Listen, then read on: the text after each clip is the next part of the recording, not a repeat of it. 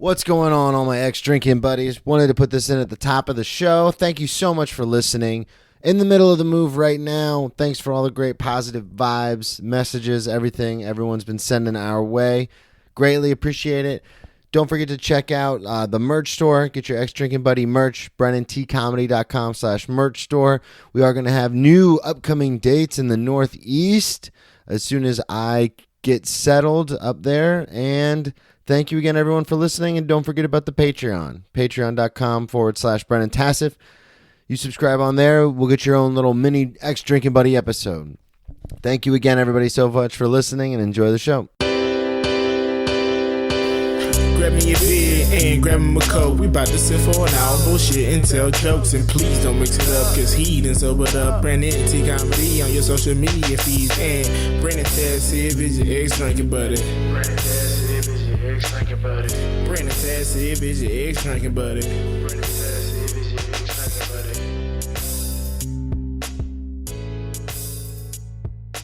What's up, everybody? Welcome into another edition of Brennan Tassif is your ex-drinking buddy. I'm your host, Brennan Tassif. Quick rundown of the show. If you are new to the show, one of my favorite things in the world to do back when I was drinking and partying and doing drugs was to hang out with friends. Talk shit, talk shop, reminisce about old drinking stories, party stories, getting in trouble stories, just being an overall good drinking buddy. I am sober now, but that is still one of my favorite things to do, so that is the genesis of this podcast. Every week I will be joined by a guest. This week is no exception. I am joined by comedian, Jacksonville native, well, technically St. Augustine, I guess, St. Johns County. Yeah, St. Johns County, I'd say, yeah. Ladies and gentlemen, Mr. Cross Blocker. Yeah, hey, thank you for having me, man. I really appreciate that. Yeah, thanks for coming on. So, Cross, you are kind of newer to the comedy scene. Mm-hmm. You're more of a sketch guy. I really enjoy doing sketches, Yeah. yes. You and I have talked about it. That's kind of like your lost cause. Man, it was just like, because from middle school, I always, so from middle school, like 7th grade and on, I did acting and I sang all the time. I did choir and drama. And even all throughout college, I actually went to college for acting and all that too. And for acting scholarship, that is. And I love acting and such like that, but I also really love being funny. You know what I mean? So Yeah. the best way to do both, stand up and act at the same time is do a little sketch comedy. That's the way I kind of look at things. Because you were telling me you have like a notebook or a journal or something where you have like 100 sketches written out. Yeah, dude, a whole drive.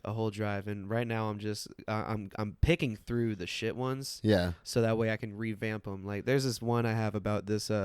It's a career day at this kid's school, and the guy calls himself a a self-made pharmacist. And what he is, he's a drug dealer. And so the dad is a drug dealer, and he keeps calling himself like a self-made pharmacist and shit like that. And the whole time he's like talking about like, he says, we sell birds, and then they'll the teacher would be like, oh, what kind? And he'll be like, usually the white ones, shit like that. So there's parts of it where it's very strong, and other parts where even when I'm reading, I get lost. And how can I be proud of my work if I can't even get into it? Yeah. You know what I mean? So I really like to just. But that's something you are really into is writing sketches, doing things like that. Oh yeah. So how did you get into doing stand-up? Because I know you had touched on you always have acted and sang and things like that. But when did you start doing actual stand-up? Oh, man, when I was on probation for a second time. Oh, man, I feel like every coming of age story for a comedian is just, some shit has happened to him. Yeah. I guess the best way to put it. Sorry to curse twice, but some shit. Yeah. Shit. Yeah. And so, I feel like everyone's got their own, demons or, trials and tribulations that they had to get to be a comic. And that happened to me when I was sitting on my bed after being on my 3rd week probation and thinking, this sucks, man. And then I looked up online, like stand-up comedy places, like to do stand-up comedy. I didn't know that there was a thing called open mic or anything like that. I thought and this is in Jacksonville? Yeah, this is in Jacksonville. So I actually went to Creative Veins for the first open mic I had ever gone to. And even with it, I still didn't know what it was like to be a comic, I watch stand-up all the time. I listen to stand-up all the time. When I'm riding in the car, most of the time you'll hear me listen to stand-up. And the thing with it is that, I would just do what I felt like they would do, which is like, have a long ass story and stuff like that. And so I had this really terrible joke about me going to Mexico and how there was a guy who would keep telling me the time by lifting his donkey's nuts. And it's a street joke that I tried making into my own thing. And then after I learned that it was not funny real quick, because man, there's nothing colder than a goddamn than a room that you're bombing in, man. I tell you. And then so I found out real quick that wasn't funny. And of course, I'm a guy that likes to bring all my people with me. So I had my 2 friends there and my mom and my stepdad, and they watched me do the worst like joke that they had ever heard in their life. That's awesome. I love bombing stories. It was the greatest thing. And so after that, I just I started to learn, monkey see, monkey do. I started figuring out from others just how to really construct and write jokes. I also learned that it's really hard to write a punchline when you have a good premise. Yeah, that's something that I struggle with because I'm a storyteller. So sometimes I'll tell a story and I'm like, this is funny. The premise, the idea behind it is funny. And as I'm doing it, I'm like, oh, I don't have a way to get at it. Like, there is no big tag at the end. There's no big, it's just the story ends, and that's kind of it. Yeah, man. I find myself telling You Had to Be There stories all the time, man. It's because, these stories are fucking hilarious to the people that you're with. Yeah. But then, like, when you try telling it to other people, you're like, man, this actually wasn't that cool. Like, I don't think breaking into a school bus at 2 a.m. was that good idea.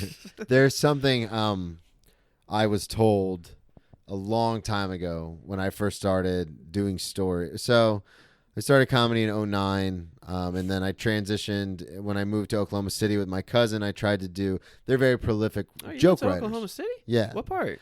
Oklahoma City. Oh, just like right in the city? Yeah. Okay, cool, man. But they were very prolific joke writers. So there was my cousin Tom Joyce, and then Max Bruno, and Kurt, a few other people up there, and then it's funny, I'm thinking of their names and all I can think of is their handles because we only interact online anymore. Jackson Curtis, that's it. And Matt Rainey, but they were very prolific joke writers. Like, so it was set up punch, like stuff like that. And so I tried to do that, and I am fucking terrible at that. Like, so bad. And this is a conversation I have with Buck a lot, which is you have to be able to tell the difference between what's a joke and what's a story. Yeah. So there's some premises I come up with which are better served as jokes. Yep. Just set it up and hit the tag, and that's it, and then get out of it. I fully agree with that. I usually, like, what I tend to do is that I find that my stories that I have that I think are hilarious are not really that funny. You know what I mean? And so what I do is I embellish the shit out of it, man, because my creative mind is way better than what the hell really happened. Yeah. So that's something that I believe it was my cousin or somebody up there told me. They said, if you're going to tell a story and at any point you feel like in your heart, like, damn, I guess you just had to be there, then don't say it on stage. If you ever have to say you had to be there, then don't ever say it. And that's something that's hard for me because I sometimes can't tell the difference between until I do it on stage and then nobody laughs and I think, oh, I guess I have to scrap that whole thing. Yeah, and I think I get a lot of that false confidence of how good a story is because all my friends love hearing me tell stories. Yeah. And, I love telling stories. I feel like everyone does, You get it in your head like, oh, I'm really good at this. And then you go on stage with one of those stories. And you you're have like, no idea how many times we get done telling like a story like while we're high or something. And then I'll just be like, I'm writing this down. And then in the morning, I'm just like, that was a terrible story. Well, speaking of getting high. Right. With Cross. With Cross. Getting cross with high. Shout out Doug Benson.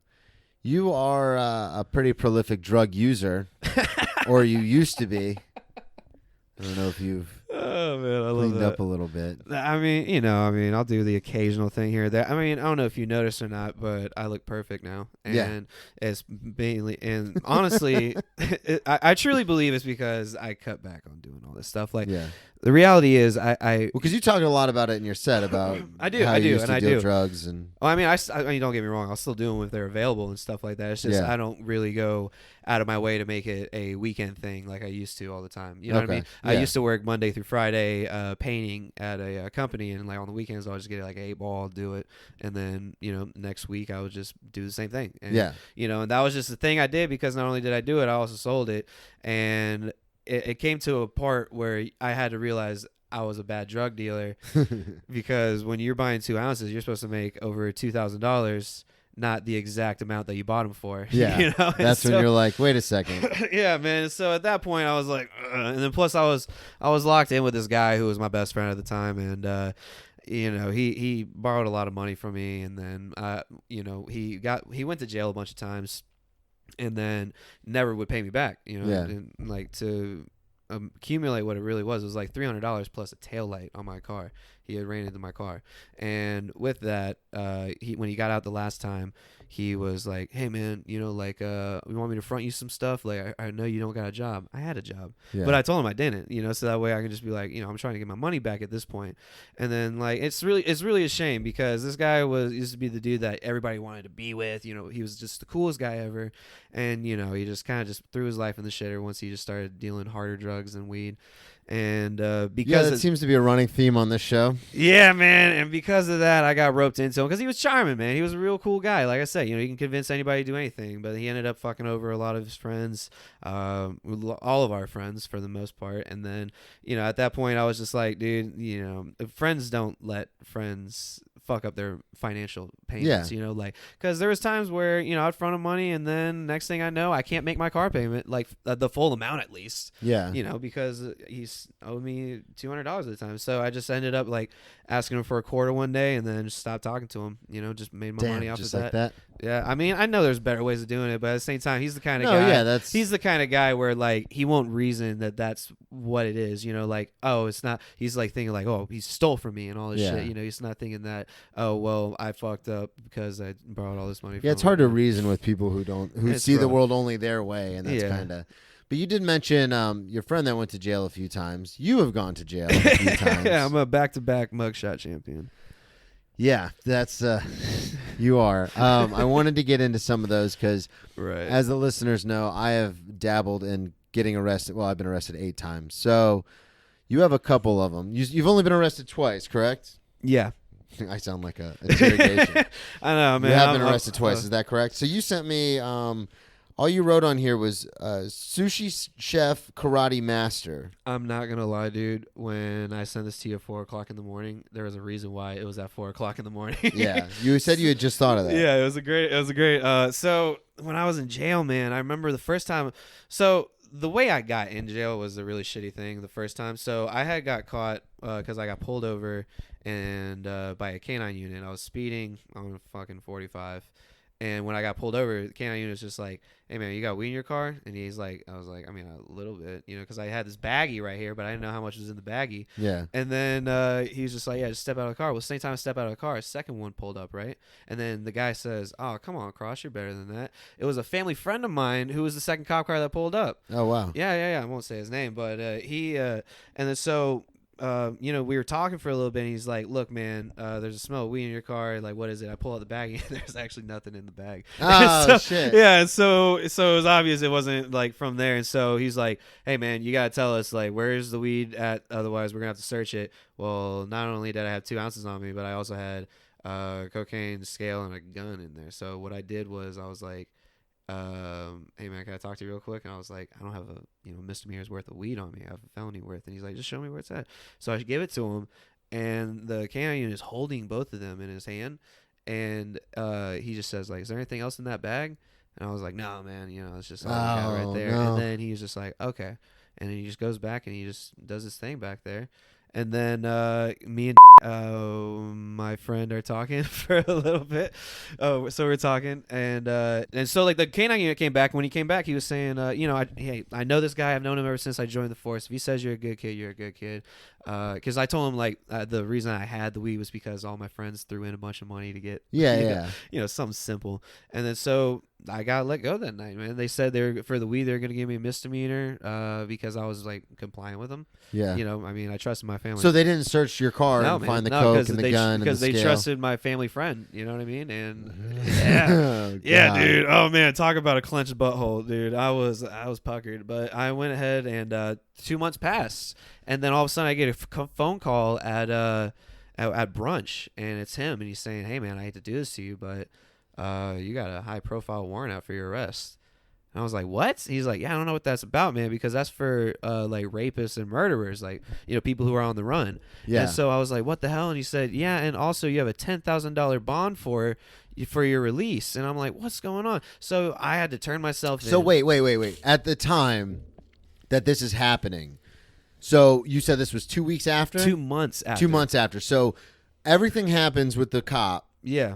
And then the family friend cop. So we'll say Yeah. the K-9 unit and then the other police officer. All that stuff happens. They let you go, give you a written arrest, basically a ticket. Well, yeah, they just gave me a misdemeanor. They Yeah. wrote me down for a misdemeanor. So and, you think everything's fine. You don't think a second thought. Not a second thought, dude. And then 2 months later, you're out to brunch, hanging with, out, with having my girlfriend at the mimosas, time, and we're having brunch. and you get a phone call. Yeah, dude, and it's well, actually, I get multiple phone calls because like my phone was out of service, and all of a sudden it got on, and I have a missed call from my mom. She was on vacation in the Bahamas, and so I was like, "How the hell did she like call me?" And then I get text messages saying, "What the hell did you do?" And then my So this is all just pouring in. dude, like all at once. I understand. I understand craziest the thing. anxiety that comes with that. Oh 'Cause man! And then so when I left South Florida, Yeah, when I yeah. no, I was just gonna say when I left South Florida and I finally got violated on my probation because I stopped showing up. yeah, Like letters got sent to like every known mailing address I had, all this kind of stuff about having a warrant and all this. yeah, and man. I know that feeling of like in my situation, like I knew it was coming. So just the anxiety that comes with that, I couldn't imagine not knowing what happened. So what ended up? Did you figure out what was going Yeah, on? man. So I ended up going to the cop that I was friends with, and we were like, he was telling me about it. He's like, "Look, man, like this is the most I can do is just take you here. I can't really help you pass the gates here." You know, it's basically saying like you'll find out everything once you get in there. Like, Okay, so you figure out you have a warrant, and So then they take then you. Where are you going at this point? we're in the jail. We're just getting in the process. The Duval County Jail. St. John's. St. John's. So yeah. he takes you to the jail, and you show up because you're like, "Hey, Yeah, I heard yeah, I had yeah. a warrant out for my arrest. I'm here to Well, figure it out." he had another officer escort me in there. you Okay, know, so but you that's know. why you went. was That's because- exactly why I went, you know, Yeah. because he told me on the phone that it was either I, turn myself in by 5 o'clock or it's some sort of manhunt kind of Yeah, thing. yeah, This is the most wild shit I ever heard. I'm 19 years old, man. I'm like, you can't talk to me like that, And then so See, my warrant was for a third-degree misdemeanor, so they were just like, "Oh, he'll get a traffic ticket Yeah. eventually. Like he'll slip up." But Right. high-profile warrants they actually search. Dude, yeah, man. And then so like the crazy thing was I went in there and then I saw the name of the judge. And the judge, his last name was the last name of the kid in high school who snitched on me for selling drugs that got me sent to an alternative school. Okay, so that's something that So- happened years prior. Yeah, so the guy, what had happened was he had seen my name go through the whatever you call it, the evidence area. Yeah. Mostly, if a cop says it's a misdemeanor, it's overlooked, and that's that. He saw my name, River Blocker, and he put out that damn high-profile warrant. So out. the judge saw your name come across because something, yeah, and he remembered me from when his son had snitched on me in high school. and he that got was me like, "Wait, sent. I know this name. Yeah, dude, I remember This guy was selling drugs back in even- high school." And when we were in the courtroom, this guy, he looked at me in my eyes, man. He said, "I remember your name. That's why I put your bail at $10,000." Wow. Dude, I'll never forget that. That's such a happenstance, like glitch in the matrix kind of moment. Yeah, man. There are so many judges in a county, even in a small county like St. John's. There's so many judges, so many different files going in and out between people. And if it's a written arrest, for those of you listening who don't know, so a written arrest is basically you get a ticket, Yep. and then you have to show up to court at a later date. Just a whole citation. Yeah. Yeah, so you don't actually get arrested. So like drinking underage, you get a written arrest for that. So you show up to court. brother got arrested drinking underage. Yeah. He got caught on the So beach. yeah, so like if you're making a scene, they'll actually arrest you. But if you're not making a scene, like it happened a lot when at FAU when people would tailgate, Yeah, yeah. they would just hand out written arrests. Right, So So you had a written arrest. Then this judge is the one who happens to get the case. Yeah. It comes across his desk. Yeah. He sees it because it's on his docket. And then he's like, no, fuck this guy. You have it right on the nose, man. It's exactly how it went down, bro. And that is fucking horrific. Yeah, dude. That's what the fuck I had to go through, man. And it was fucking terrible. And because normally when I went in there, I found out that if you get caught with like 2 ounces of weed, then you're usually like a maybe $300 bail. He went ahead and went the highest amount that he was possibly able to do. That was wild, man. I couldn't believe it. So when you got the misdemeanor, what did the cops put on the report? That you had 2 ounces? Yeah, that I had that. Well, they just put that I was compliant. That's all they put. They said I was compliant. Okay, so the evidence was a whole nother thing. Because obviously they didn't find the gun or the coke or the scale. No, but they found all the weed. So did Sorry, they? Mom. Did they? But did they? What I'm asking is, did they write down how much the exact amount of weed? Yeah, man. When he had gone to the back, when he had took the weed and put it to the back of his car, it was just to weigh it out. Okay, the judge saw how much. So the judge knew how much weed you had. Yeah, but like they say, if it's like you were saying, if it's a written arrest, the judge just overlooks it because 9 times out of 10, the cop is always right. That's well, especially in the moment, the judge doesn't. Yeah, the judge always. Trust me, the judge almost always takes the cop's word. 100%, man. Why would they choose your word over someone who's sworn to protect the law? So you get there. Take us through, because now I'm fascinated by this. And so you get in there. What happens? You walk in with this other cop. So you obviously don't see the judge for at least till the next day. Yeah, actually, I didn't see him until my actual court date, which so you was walk like in, over what happens? a month and a half later. They book you. What happens? They booked me, and they they thought I had something in my ass, and so I had to. Again, another running theme on this show. Really? Yeah. I thought I was the only one, man. Thank God. Andre Dolan's episode. Oh, you know what? He has told me that stuff. Yeah, I'm so glad that I have somebody else that shares that thing with me. So he had me, stripped down and like try to pull my asshole apart. Yeah.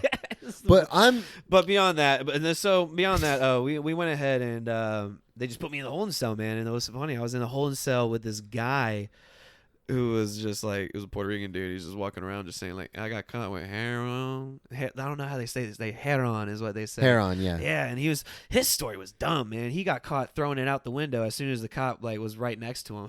And I was like, well, yeah, man, you kind of deserve being here. Yeah. And then there was this homeless guy, like that joke I tell about the homeless dude getting set up. So this dude got caught beating his girlfriend at one of the homeless camps, I guess, and he was yelling that he got set up. And so I was sitting there thinking like, man, that's a really crazy setup. How did that happen? And they just say like, hey, Lorraine, you know how he does that thing when you piss him off and he hits you? You should do that, and that's how we get him in jail. Like that's you should do that, and that's how we'll get him arrested. Yeah, but then I met the sushi chef karate guy, man, the karate master. So this guy was a legend, and I think about this dude ever since I thought about this story last night. Dude, I've not stopped thinking about how incredible this was. So I'm sitting in the the phone call area. You have to like sit there and wait, and they're literally just like dragging this little tiny Japanese guy just like by his arms, like pulling him. This kid could have been like 19 years old, like just dragging him like to the seat and putting him down. And then one of the cops was like, what did that guy do? And this kid, he had not a scratch on him, not nothing. He was just like, what did that guy do? And it said, man, I just watched the craziest Bruce Lee movie I ever seen.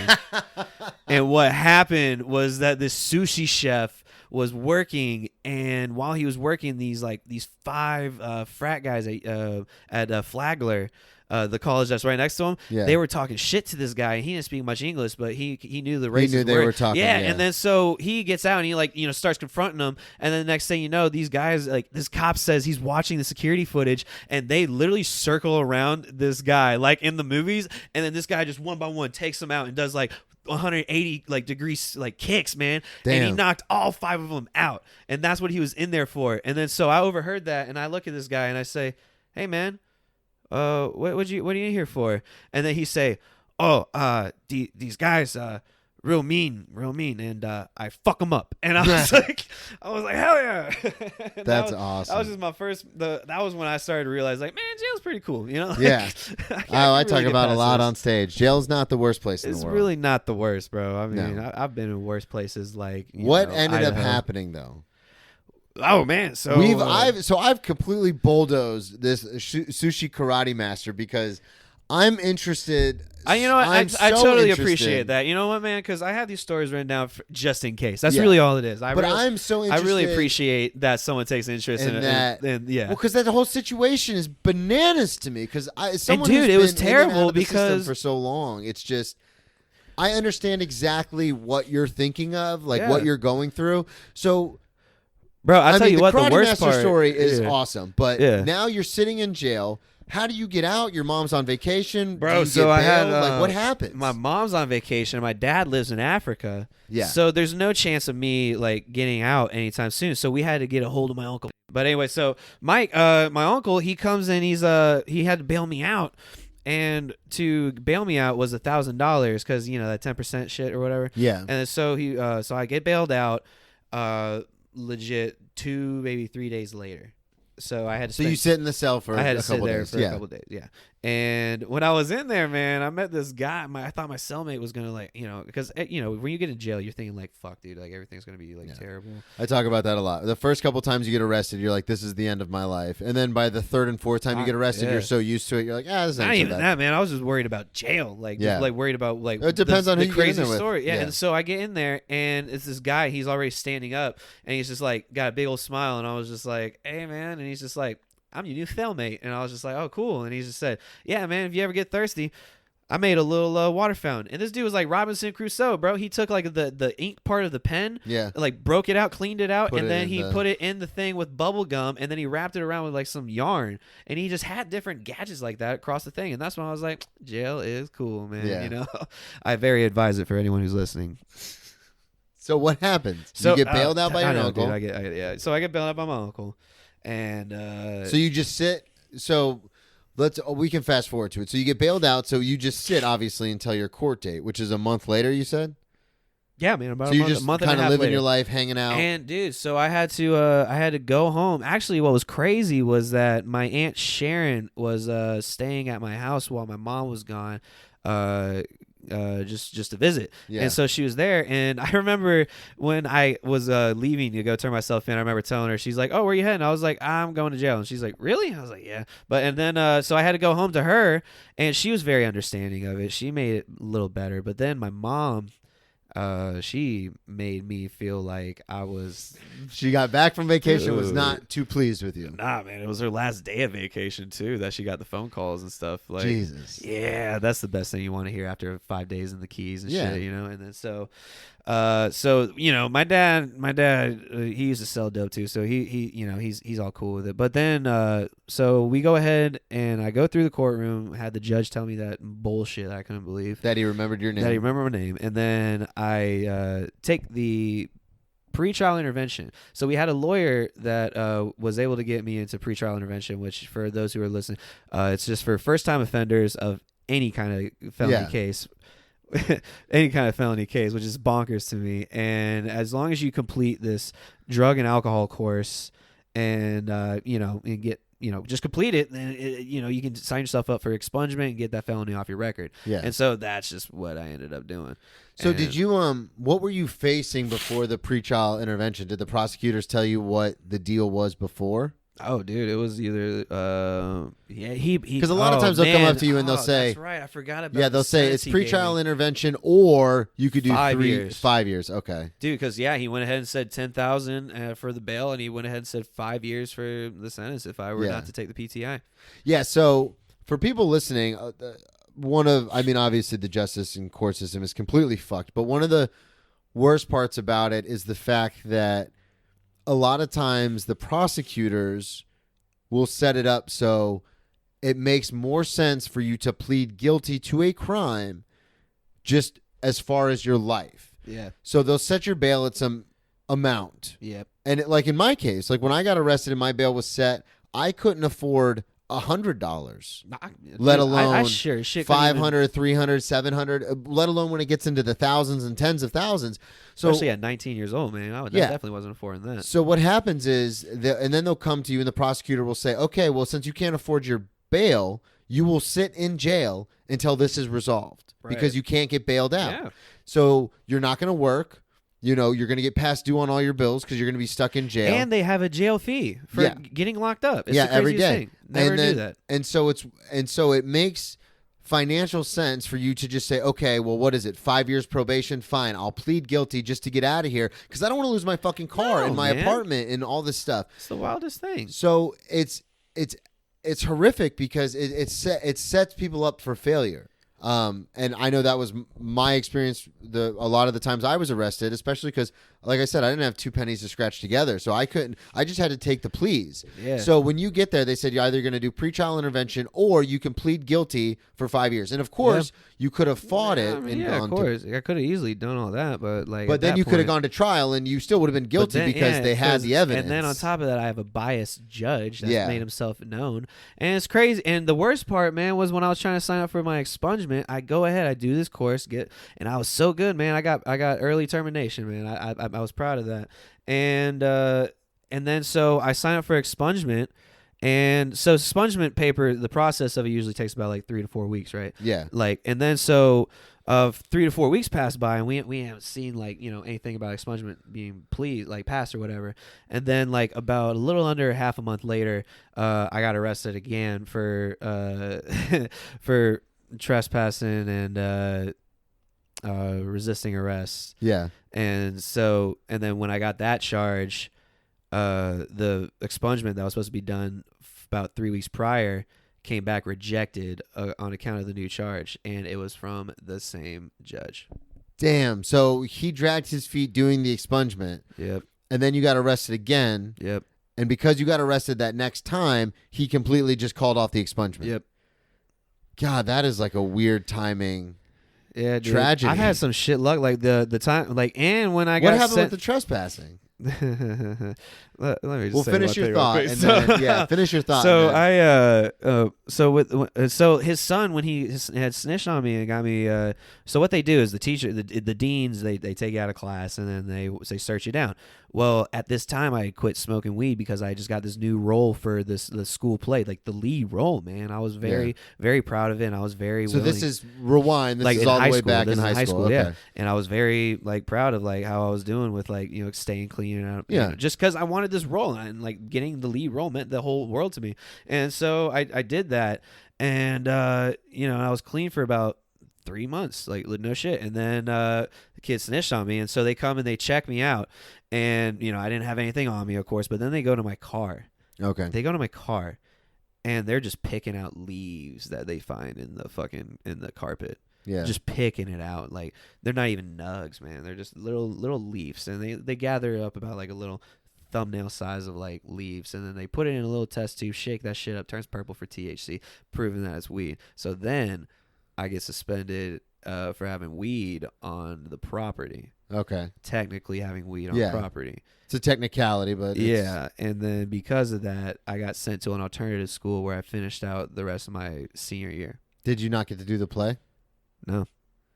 That motherfucker. No, dude, I really hate that family. So that's how you end up in the system. That's how your name gets recognized. That's how all that stuff happens. Yep. So then that's why that judge doesn't like you, because it was his son that ratted you out.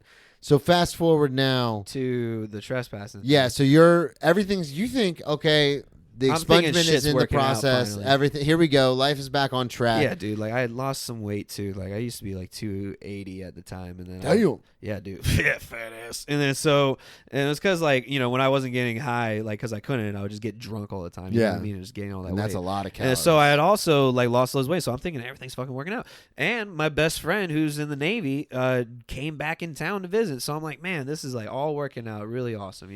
Everything's coming up cross, baby. Dude, yeah, crosstown, man. It's awesome. And so then it's 2:00 in the morning. We're drunk as shit. Me and my friend, I'm not gonna say his name. My friend, the Navy guy, and then our other friend, we get drunk and we're like, hey man, for old time's sake, because we're at his mom's house, we're like, why don't we just take a walk to the dailies? You know, let's go get some like Black Miles, like reminisce and shit. Yeah. And so we go, and there's a middle school that's right next to my mother's neighborhood. Yeah. And so what it is there's a sidewalk that's literally open to the public. I shit you not, man. It's literally open to the public. This is the second time in like a month I've had someone tell me a story about being on a school property. Yeah, dog, it's ridiculous. And so what happened was, so we're going through this thing, and then all of a sudden we get to like the end of the sidewalk, and then this cop car just zooms right in front of us and pulls up. I'm so drunk, I'm standing there. All of a sudden I hear like the fence behind me starting to shake, and I turn around, and it's my two friends. They're already jumping the fence. And then my buddy's like, run. Are you on school property, or are you on the other side? We're technically on school property because of the way that the sidewalk is, even though like it's ridiculous, man. If you're gonna have a school that's locked off at night, don't have a fucking sidewalk that's open that can cut through the middle school. Oh, I see what you're saying. So you were just on the sidewalk going to the dailies, and you're like, we'll just cut through. And then like my buddy, he yelled at me. He's like, "Cock, run!" Because he called me cock. And so he said like, "Run!" And then and so I ran, man. I'm drunk. Yeah. You know, I ran, and when I ran, I got out of the cop's sight, and he tried getting his car going around. And then so at that point, I had a hat that was like buckled to me, and so I just put that shit on, and then I started eating this loaf of bread, and I was listening to music while I was walking. And and then so the cop like came around, and he's like, "Hey, stop, Grace, get on the ground." And I was like, "Whoa, what's going on here?" You know, like La-ti-da. yeah. And then he just goes, and he's just like, "Get on the ground." And then I was just like, "I'm just eating bread, officer," because we had a whole baguette that we were bringing with us. Yeah. I forgot to mention that. And so we're eating this baguette, and I'm eating this baguette, and he takes it and like throws it out, and he's just like, and I was like, "What's going on?" He's like, "You're the guy that was running away." I was like, "What? No." And then he's like, Me? yeah, and then he says the shit. He's like, "You know, if I'm not mistaken, I'm pretty sure you're the guy who flipped me off at the gas station not so long ago." And I was like, "I was," but I was like, "What? Oh man, my uncle's a cop. I have all the respect in the world for you guys." You know, sweet talking. And then and so I just kept denying, you know, that deny. Yeah, that's counter all I was doing. accuse. And then he just like at one point, I was telling him like what was going on, going to dailies, and then this happened, and then after it got quiet, I was like, "So why'd you choose me?" And then he's just like, "Well, we usually run after the bigger guy." And then I was like, "Damn, so I guess I gotta lose some more weight so you don't catch me next time, huh?" And he's like, "So you are the kid I was chasing." And I was like, "Oh man." So then you got arrested for trespassing? I didn't think that I was going to get trespassing charged at all so they had me in the back of the cop car. I thought it was literally going to be like a catch and release kind of thing. Yeah. You know, and then so like somebody was going to give me a talking to and then all that shit. And then so the lieutenant, this old man, he comes up, he opens the car door, and he said like, "What were you doing?" I told him the story, and he's just like, "Who are your friends?" And I was like, Alan and Jackson. And then he's like, "What are their last names?" And I hadn't thought of another country name. And so I was like, don't even know. And he's like, "So you're with your friends, you don't know their last names?" I'm like, "Sorry." He's like, "Why'd you run?" And I was like, "Because they told me to." "So you're trying to be cool is what you're trying to do." And I was like, "No, man." And he's like, "Well, now you're going to jail. I bet that's real cool." And I was like, "That's not cool at all." And he said, "You know what? It's kind of cool." He's like, yeah, right. And so he's like, "You know what, man? I'll cut you a deal. We're going to go around this middle school, and if we find any windows open, we'll pin it on you." And I was just like, "All right, man." And he's just like, "It's really funny that we see you out here because usually we find 12 or 13-year-olds breaking into school." I'm like, "Have you ever met a 12 or 13-year-old with a full beard, sir?" Yeah. And then I just got sent out, and then that's when I like got that mugshot, and that was asinine because my buddies bonded me out. They actually ran back to the house, and then when they got back to their house, they saw that my phone and shit was still there, and they're like, "Oh man, Cross didn't make it back." Yeah. So they went and bailed me out, and then when they bailed me out, it was like midnight or some shit, and so the cop was like, "Hey man, someone bailed you out, but shift change is about to start, so we'll do it after it." And then so I thought a shift change was gonna be like half an hour. Man, Nope. It was 4 hours later. I get out of there, and They don't give a shit. so that was asinine. And then I was on probation plus, which is the most ridiculous thing for misdemeanor probation. Okay. Yeah, so that was just to get my. So you just got thrown on probation? Yeah, I Did you did, ever and I end kept up- fucking up the probation. I don't know how I did, and it was so lackadaisical there, man. Because every time you missed probation, all you had to do was call the next time that they were in the office, and then he would just be like, "Oh yeah, no, just come in tomorrow." Yeah. Yeah, it's weird because the system, because I've been on probation in a few different counties, and I've noticed that it's always a little different. And so in my experience, like it's always been. So I've been with probation officers who are very lax when I've been like, trying to get my life back on track. Like I'm working really hard to get this taken care of. Then I've been with probation officers who know that I don't give a shit, where I'm like showing up drunk to probation and stuff. Yeah. And then they're kind of like, the fuck are you doing? But the problem is, if you don't have all the resources available to you, then you can get fucked real easy.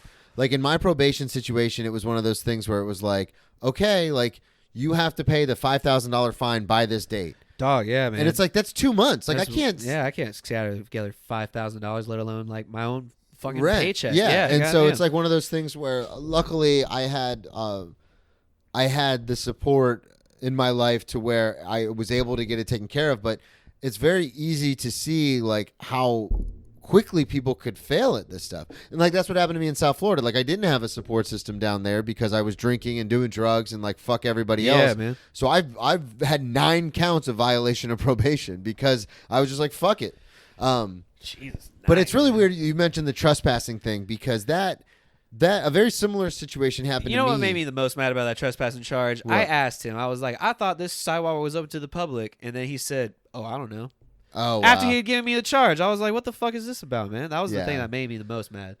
I remember at FAU, like the library was open, especially during finals week. The library was open 24 hours. Right. And I lived on campus. Are all libraries open 24 hours? No. This is the on-campus library. During finals, it would be open 24 hours. Gotcha. And I lived on campus, but I lived on the other side of campus. So you had to walk through the entire campus in order to get to the library. And I remember I was doing the various things and drinking with my old college roommate. And we were like, oh, let's go to the library and basically we were going to the library like you go to a mall when you're a teenager. Like, let's see if there's any girls in there that we Really? know. That's what FAU was So we about? got kind of drunk Owls. in our campus apartment and then walked to the library. And he skateboarded everywhere. So he's longboarding and I'm just kind of walking. And we're going through the campus. And we got stopped by the campus cops. Really?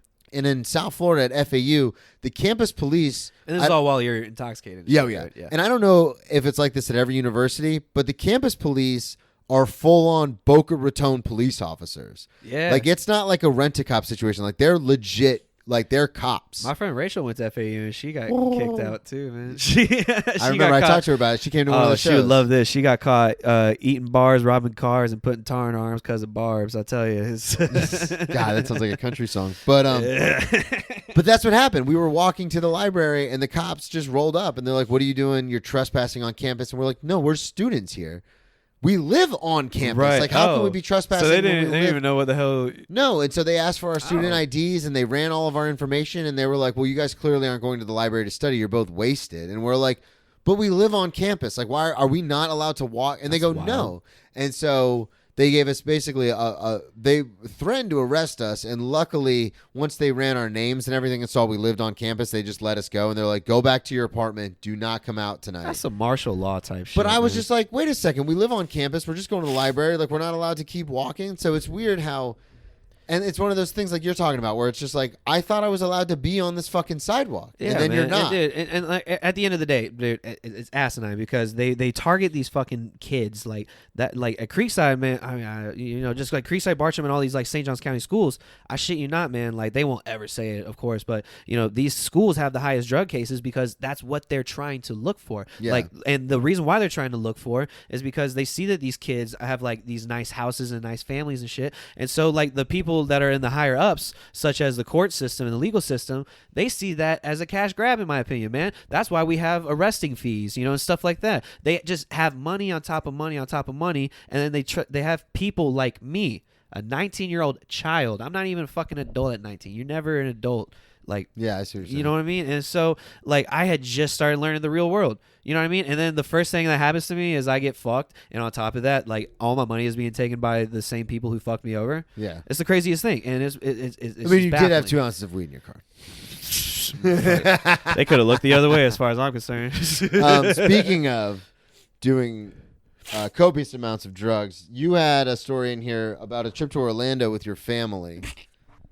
Dude, I forget that I wrote this shit. Yeah, man, I totally did. So my dad had got us a he doesn't usually come back to America often, but when he does, it's always a big deal. So this time he got us a week-long vacation house in Orlando. Okay. So nice, so beautiful. And and we had my brother and sister from South Carolina come in too. Well, the thing is, at the time, my brother was a prolific DD, as I'll say, drug dealer, and I don't know why. You said DD and then you said I'm drug like a dealer. Webster dictionary, dude. I just tell you what it is anyways. Yeah. And so So he brought down a bunch of Molly, cocaine, acid, and weed. And so one day, all of us did all of that together. All of those drugs. You, your brother, and your man. sister. So Me and my dad, man. My Yeah, dad your did dad. acid. My dad did acid. It was really funny, man. And I just remember the best part about it was that, so when you take Molly, man, I don't know if you ever take Molly before, but it gives you like, crazy lock jaw and stuff like that. Like it does a little bouncing thing. And I remember I took this big rock and I accidentally just took the biggest one that there was. And then my jaw just kept shaking like that. Yeah. And then my little brother is just like, he's like, dude, your jaw's shaking right now. I was just like, dude, this is just the real world. You just got to get used to it. You just gotta get, this is life now. I was like, this is just the real game. And then the best part to me was when I was in the pool trying to calm down, and then all of a sudden I just hear, I look around. I'm like, what the fuck was that? So no one in sight. And I was like, that's weird. I get back. I'm floating. And then as I'm floating, I So you hear this creepy laugh. and then I was like, what the fuck? And then I turn around, and you know how like in screened in pools there's like that little like small area to walk on that's like between the pool and the water. My dad was somehow flat-footed on that, standing like just like standing over me, tripping his dick off, red face laughing, man. And that's just one of the you asked about drug stories, man. That's just my favorite one that I have about my family. Nothing brings family together, man. Like drugs. Ain't You that know. the truth? Damn. My family is a bunch of saints, though. Do not listen to my story seriously. Yeah. Speaking of doing drugs, a lot of these transitions are just speaking of doing drugs. yeah, right. Tell me about, since I'm moving to New York, I want to hear about this New York trip. Oh, man. Almost overdosing in New York. Dude, that was the scariest thing ever. I'll tell you. Let's bring it down a So- little. Let's bring it down. I mean, it wasn't scary until the moment, but so my buddy and I, Well, that's life, man. It's not scary till it is. man, you are full of truth, brother. You know what? You know what, Brendan? That's what I like about you, bro. I've always liked your honest, like little cliche things that you say, because people say cliche shit, and you're just like, man, get the fuck out of here. But then like people like you say it, and you're just like, man, get the fuck out of here. You're like, Cliche for a but reason. no. So anyway, so my dad was gonna give us a house, my brother and I. Okay. But my brother had pissed off my dad a lot, so we actually lost the opportunity of getting the house. And our plan was to have a big 420 party there, but what we were going to do was that my best This friend... is in Florida? Yeah, this is in Florida. So my best friend, the Navy guy, he's actually going to in Virginia. Fuck. Don't worry. I got it. Thank you, dog. And so my buddy, he's up in Virginia. It was his birthday on 4/19, and I was like, "Well, dude, I got to come up to Virginia."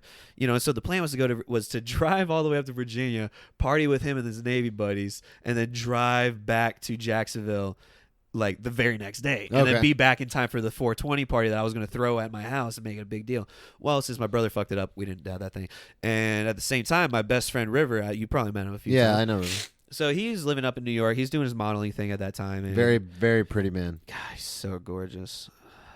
But anyways, so he's living up in New York, and then so he was telling us about he was going to have like this huge New York party at Brad Pitt's old apartment, like For 420? Yeah, it was him and this other girl. They shared a birthday, but it wasn't 420, so they just made the deal on 420. And so what we did was me and my friend, we drove from Jacksonville to Virginia, partying with my buddy in the Navy, and then we drove another 7-8 hours up to New York. Fuck you.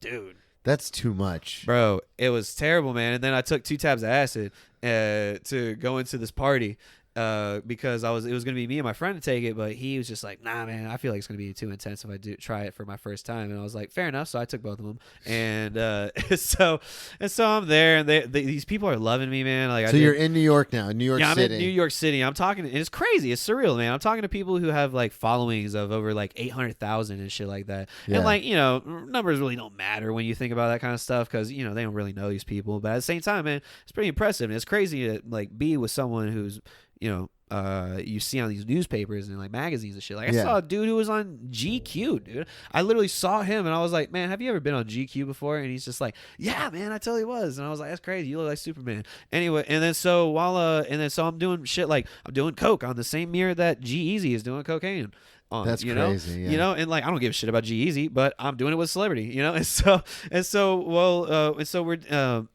this whole time my buddy is like puppy dogging me, like he's just on my ass with me the whole time. Yeah. And River, he's off with he got way too fucked up because it was 21st, and so he ended up getting too fucked up. So him and his girlfriend, they found a room and they were just like taking care of him. So that left me with my friend that I drove with and his girlfriend's best friend, who's this really fine girl. And so, like I said, he kept puppy dogging me, like just following me around everywhere I go. I'm like, bro, we were together for 21 hours. Have fun. Yeah. Go Like, do have something fun. else. Yeah. And then the people I met, they were just so fucking awful. Like there was this guy that held me against my will because he was saying, I rap. He's like a white guy with like, he's 23 years old. You think he's 48. He's 23 years old. And he's like, I rap better than G-Eazy. And he's just like, bibbity boppity boobity boppity bibbity boppity boobity boppity. It's how it sounds to me, And then just when you think he's stopping, he goes on and does some more. And then like it was painfully just making us listen to him rap. Oh, okay. And then So, his 48-year-old friend came up and started a-doo, ba-doo, ba-doo, ba-doo. I'm like, is this acid trip even fucking real at this point? What's happening? Yeah. And so we just leave and then we go meet up with the girl. And then so it's just to the point where like we're just standing there. I mean, I'm tripping my balls off, so I'm being quiet, enjoying my day. And then my friend is sitting there next to the girl, and like you can tell he really wants to talk to her. My buddy just doesn't really have a good scorecard with girls to begin with. And the thing is, he's a firefighter, man. He could easily like. All he's got to say is, hey, I'm a firefighter, and like Tang just attracts to him, you know what I'm saying? But he doesn't, and he's very humble about it, and so he doesn't know how to make these moves on these girls. And so so then I'm just sitting there, I'm like, hey, you're wearing red, you're a firefighter, you guys should talk. I'm gonna go have a cigarette. And so and so they start talking. I go have a cigarette, and while I'm out there, we ran out of the blow that we had brought up there. And so like we had spent like an hour like trying to find people with it, and so finally I was just like, fuck it. Anyone here got blow? I just yell it out. And then like this guy, and everyone turns and looks at me. This one guy's like, I'll give you a bump for $20. I was like, sold. So I go up to him and he gives me this bump, dude. And I remember the second he gave it to me, you just burning like from here all the way around. From the bro. And from the base of your nose. And like up I've around your had eye, cocaine through, that's like burnt before, it's because it's got cut with something. Yeah, it's cut with baby aspirin. Yeah, shit like that, right? And Oh yeah. I used to get coke in Daytona. I'm very aware of that burning Understandable, sensation. man. Understandable. And so I was just like, man, cool, thanks. And then I started talking to one of the actor guys that I met there. He had been on like The Joker and like a couple of other things. And we were just talking about like how great of an idea moving to New York was, because at that time I'm just the actor. Yeah. So I'm talking to another actor. And then in the like 30 minutes into it, he's like, hey man, I'm gonna go get some. I'm gonna go pee. You need anything? And I was just like, I don't really feel so good. And then all of a sudden, like my vision just goes like very blurry. And then all of a sudden just vomit, like immediately just started vomiting. And I vomited for 30 straight seconds, dude. It was a huge pile of it. Started having like blood come out of it and shit. People are like literally making way because of how much this is going. And then the one guy, the actor guy, he's like, stop looking at him, like trying to make way. But then like next thing I know, because I was already feeling like it felt like a cat was clawing the shit out of my stomach, man. I couldn't believe it. And it was the worst pain I ever felt. And then all of a sudden, like, I just like after I stopped vomiting, I just like kind of just like fell to the side, and just this white glow just took over my vision, dude. And So what happened? I fucking and then what happened was this guy was just like, oh shit, he's dead. And then I was like, I'm not fucking dead. And then after that, I just felt perfectly fine. And then, really? Yeah, dude, it was weird. And then like I was just like shit, man, what the fuck was that? And so when we left New York the next day, I stopped by the CVS, got one of those like 9-panel drug tests. Yeah. Motherfucker had fentanyl in his cocaine, dude. Oh. It was the worst fucking thing I had ever felt. Yeah, man. so that's something that's been going around. I more cannot and believe more. this shit. Dude, people who really believe in selling fentanyl and stuff, dude, is unbelievable. There's so many people that I have grown up with in St. Johns County, man, where people have been infected by fentanyl, man. The kids who die of heroin overdoses in St. John or in any white suburban areas is mostly because of fentanyl. Yeah. And it's really terrible. You find the nicest kids in the world, these great people, and then they get involved with this. Like this kid, she's not even a kid. She's way older than me. She's this failed rapper, failed drug dealer, and so she does fentanyl. And her brother was a star athlete of Creekside. He died of an overdose when they all took fentanyl, and he was the only one that didn't wake up. Yeah, a lot of times people don't realize that there's And she's still doing the same shit, dude. I Yeah. can't believe it. fentanyl in heroin and coke and stuff. Now, I Don't get me wasn't- wrong. I sympathize for those who can't get off of it. Like, Oh yeah, it's really for sure. to admit that you are weak against the drug is a very, very hard pill to swallow, and I very much applaud those who do. Yeah, and because I went into rehab in 2013, and I only have 3 years sober, so that is kind of an example of how difficult Man, it so can rehab be. didn't even work out, huh? No, but my whole thing was Did you have to like do your own thing? Like, just kind of like, how'd you go about becoming fully sober? so I went to rehab. I learned an awful lot. Right. Because at the time I didn't understand what addiction or alcoholism was. Like I knew what it was from like movies and TV and hearing about it, but I didn't fully grasp how major it is. Yeah. And like my life was getting destroyed, but I kept chalking it up to like bad luck. Yeah. Like, oh, if only this wouldn't have happened, if only that wouldn't have happened, if only I would have, turned left instead of man. right. So then when I went to rehab, it kind of opened my eyes to like, oh no, I'm doing all this to myself through drugs and alcohol. So I learned an awful lot.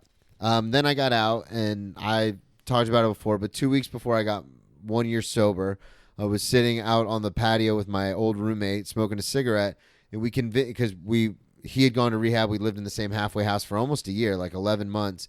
Then we moved out. We were living on our own for about two or 3 weeks, maybe a month. And I just remember it was 2 weeks before I got my 1 year Right. chip. And we were out there smoking a cigarette, and we convinced each other that we had overreacted, that we were in our mid-20s. It was stupid to be sober. What, that you reacted when you went to rehab? Yeah, that by getting sober at 20, Right, like I was 25, okay. he was 23, I think. I think the same thing. And by getting sober that early, we had overreacted. Like our lives weren't that terrible. Like, yeah, some bad shit had happened, but it wasn't that terrible. That's So- the same mindset I had when I kept selling drugs, man. Yeah, so it was 2 weeks before I had 1 year sober, and I just fell off the wagon. Went and bought a bunch of Sailor Jerry rum, which was my old go-to, and Yeah. got hammered. And my ex-fiance, who I was with at the time, she didn't understand what alcoholism was, because she had only ever seen me Yeah. sober. So she didn't know kind of the scope of it. And to be honest, I didn't either until, going to rehab and stuff. And so then for the next few years, I would get sober for a couple months, then fall off, then get sober for a couple months and fall off. And then there's a whole comedy of errors. My ex leaves, or, my fiance, we end up getting engaged while I'm still drinking and sober, then drinking and sober. We end up getting engaged So in that even time. during your rocky time, you're still getting engaged. Yeah, we still got Wow. engaged. And then she ended up leaving, and then I thought, okay, that's it. Like, that's the bottom. Right. And it wasn't. I kept drinking again. I got another DUI. I thought, okay, that's the bottom. And then it wasn't. I kept drinking. So a long way of answering your question was, when I turned 30, I ended up in the hospital for alcohol poisoning. No shit. Yeah, and I was told by the doctors, if my tolerance wasn't the way it was and I wasn't as big as I was, I should have been dead hours ago. Right. You get that whole conversation. Yeah, they always say something like that. But this time it was actually, I felt worse than I'd ever felt, not just emotionally, but physically. Yeah, Like, I felt like bet, I man, got, alcohol poisoning is terrible, bro. Yeah, My- I felt like my I got friend's hit gone by a through it car. multiple times. yeah, 3 times. I've done Yeah. it 3 times. And so, but this time it was different because I honestly should have been dead. Had a weird happenstance, weird circumstances, had a friend in town from out of town Happenstance. who ended up coming over to my house and finding Yeah. me, like, basically dead on the floor. Oh shit! Like yeah. what, when you got alcohol poison? Yeah. Damn. Like, I was in my house alone in the That was last bathroom, time. and I should have died. Wow. And he just happened to be in the area, happened to show up at my house, happened to find me. Oh, And my God, He's the man. one who rushed me to the emergency room. Dude, glory to God for him. And but at that point, I didn't. So there's people who go in and out of rehabs which I'm friends with some of those people. Like, and if that's what you got to do, that's what you got to do. But at that You point, gotta have somebody to keep you accountable. well, yeah, but in my mind, I was like, well, because I'm a very big believer in the big book and stuff. So in my mind, I was like, all right, well, I Yeah. learned everything I could learn from rehab. Going back to rehab isn't going Right. to change anything. Uh huh. So I just need to go to a meeting. Like, I don't need to go to rehab or the whole thing. I just need to get sober. So Yeah. that's what I did. Is I called my old sponsor. Cried, tears were shed. Things were Yeah. said, Got and it. then I went. He took me back, and then I started going to meetings. And I never have. I've had the urge maybe to drink a couple times as like a impulse, like a first thought, but never the desire to like do what I used to do. And I haven't had a drink or a drug or anything mind altering since. Yeah, man. And it was just one of those things where it was a weird wake up You call. don't even do any weed or nothing like that. No, I don't touch Man, anything. Hey, Yeah, I don't do. I I don't tip my even hat do. to you, bro. I appreciate I don't even it. do the prescription drugs that I There used to you get go. prescribed. I don't do any of that kind of stuff. Yeah, But you're a stronger man than I am. I'll tell you that. nah, it's nothing about strength, man. It's through no fault of my own. Yeah, man. Because I had something similar to that. I mean, because I felt like I had a real big change of mind. Like once December came around, that was when I decided I was going to lose all this weight. I was going Yeah. to start being healthier and stuff. And that's when I realized, like, man, I got to start having myself in a winner mindset. Because if I'm just sitting here, like, trying to be like, oh, I'm not as good as that guy, then what the fuck kind of service am I doing for myself? You know what I Yeah. mean? And so that's just what the fuck I was doing the whole time while I'm on drugs. Just sitting there thinking like, oh, only bad things is happening to me. Like, Yeah, only, it can take you to a dark place. Yeah, And the dog, problem yeah. that I found with doing drugs and drinking so much was that whenever I'd get fucked up, I'd be like, I only feel like shit because of all these bad things that are happening. Never once taking into account maybe it's the drugs and alcohol making Yeah. me feel like shit. And then I Never would, do, dude. Never. and then you sober up, and then your anxiety is off the charts because your brain chemicals are all fucked up. So then you think, well, how can I get rid of this? I'll Right. drink and do drugs. Dude, and then I you would, end I up in would, this I dark would eat place. I would be on a bender, like a cocaine bender, for like a day and a half, and then eat like a 1,000-calorie red Robin burger, and then wonder why I'm getting fat on cocaine. Yeah, because you're like, yeah, it's weird that the tricks that your mind will play on you. I swear to It's- God, man. And it's, I'm really proud of how I changed my mindset, man. Because I tell you what, man, Yeah, it's good, man. if I had not changed my mindset, I'd guarantee you I would not be doing as well as I am doing in comedy. Because with this mindset, the way I got going to everything, man, everywhere I go, I'm always saying, man, I'm the best here. I'm always going to be, I can Yeah. outdo everybody. And I do that not as like an ego thing, but so that way I can meet my own expectations Yeah. of being the best. Because if I go on there and I bomb, like after like telling myself like, oh, you're going to be the best one up here, and I bomb, then I'm going to like talk myself and be like, man, how can we make sure that doesn't happen Yeah, again? you hold yourself accountable. Yeah, Man, it's the same thing with like with everything. I take everything personal, and it's not like on a bad note, like a negative connotation. I take everything personal in the sense like say a booker chooses a guy over me. Well, he's gonna say something like that's only business. Well, like we'd be like, no, man, it's obviously it's personal because you obviously think this guy was better than me. Yeah. And so I'm gonna use he or she is bringing something that Yes, you don't think I can. exactly. So how I'm going to react to that is I'm going to find out what they have that made them better than me, and I'm going to figure out how I can intertwine that so that way when we get in this conversation again, you don't make the mistake of getting them over me. Yeah. You know what I mean?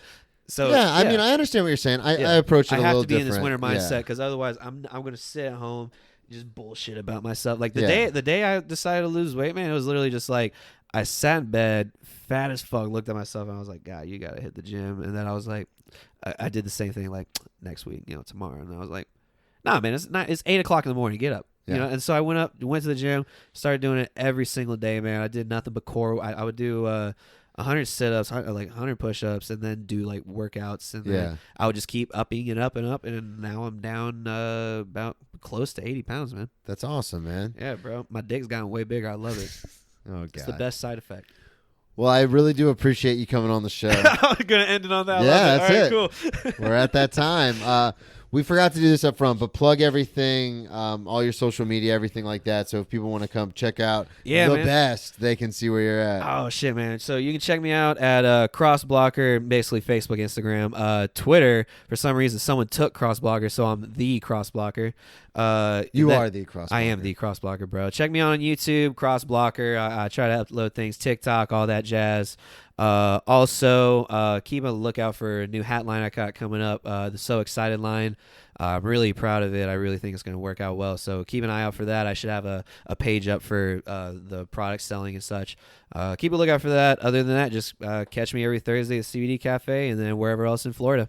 Boom, baby. Thank you, everybody, so much for listening. Thank you so much for having me, bro. I appreciate it. Yeah, of course, man. This was a lot of fun. Brennan T. Comedy on all social media, BrennanTComedy.com. If you missed the Farewell to Florida tour all of June, then sorry you missed it. I'm getting ready to head up to New York now because this will be airing in July. Man, I'm so happy you are, bro. That's awesome. That's really awesome. We're time warping this because we're recording this a little early. Huh? Oh, time. No, I'm saying because we're talking about this is everything we're talking about. Also, Future Cross, you left $20 on your pillow. Brennan T. Comedy on all social media, BrennanTComedy.com. Check out the merch store, subscribe on Patreon, and we'll talk to y'all next week.